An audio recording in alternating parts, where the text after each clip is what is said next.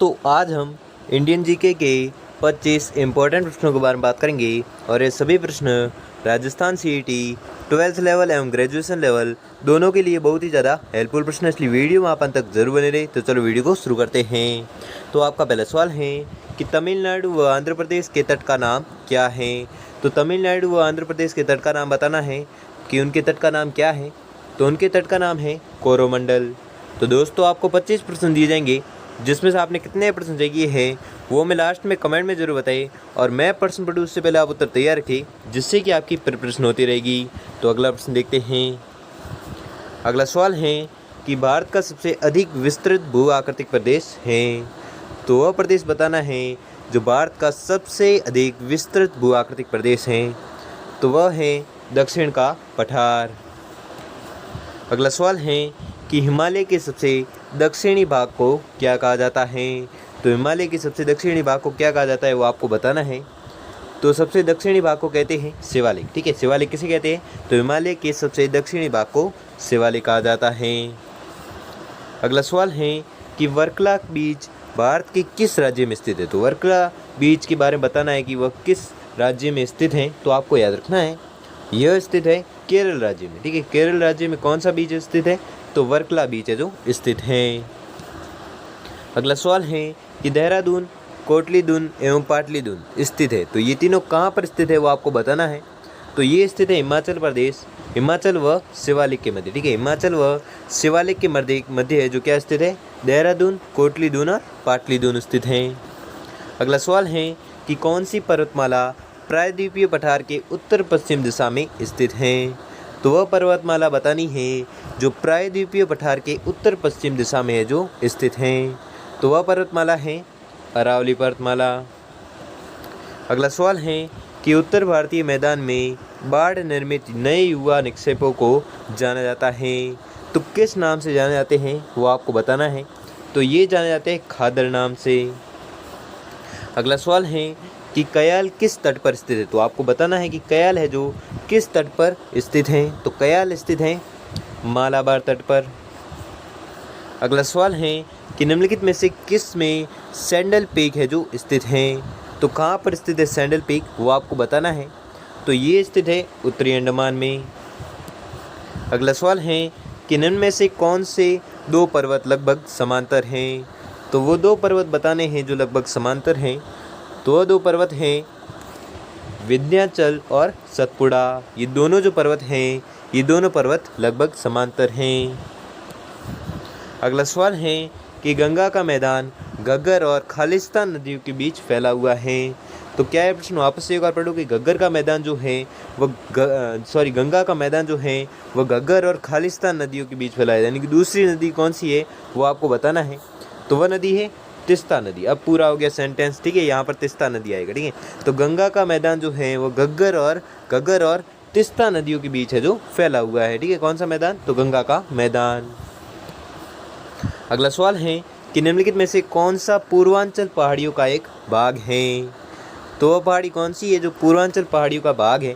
तो वह पहाड़ियाँ हैं पटकाई पहाड़ियाँ, जो पूर्वांचल पहाड़ियों का एक भाग है।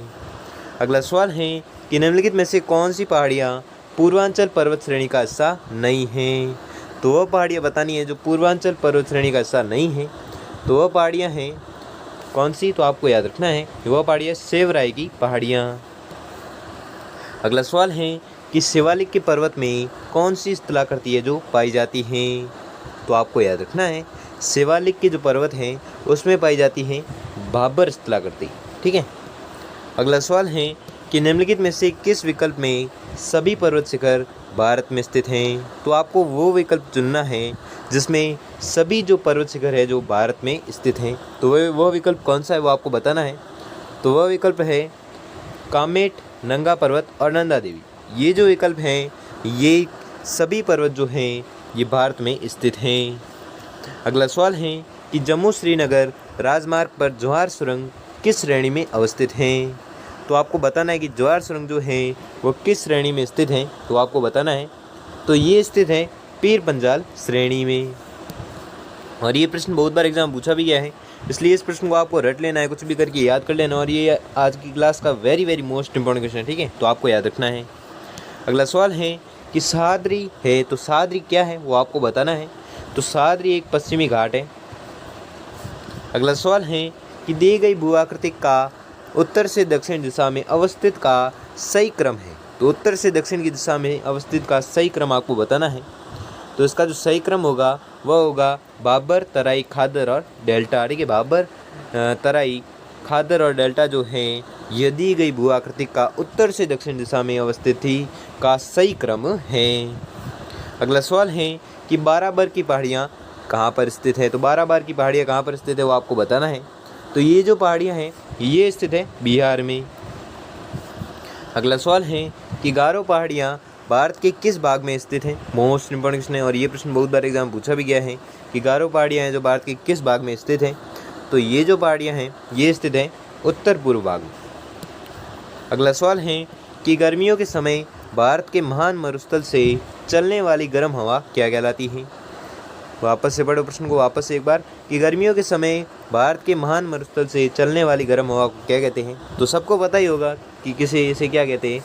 तो इसे कहते हैं लू। अगला सवाल है कि निम्नलिखित में से कौन उत्तर भारत में स्थित एक पहाड़ी नहीं है।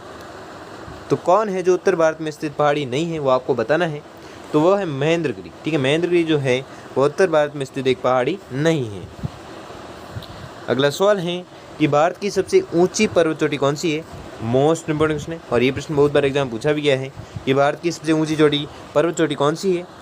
तो वह पर्वत चोटी है कंचनजंगा, जो भारत की सबसे ऊंची पर्वत चोटी है। अगला सवाल है कि भारत के किस राज्य में गोवर्धन पर्वत स्थित है।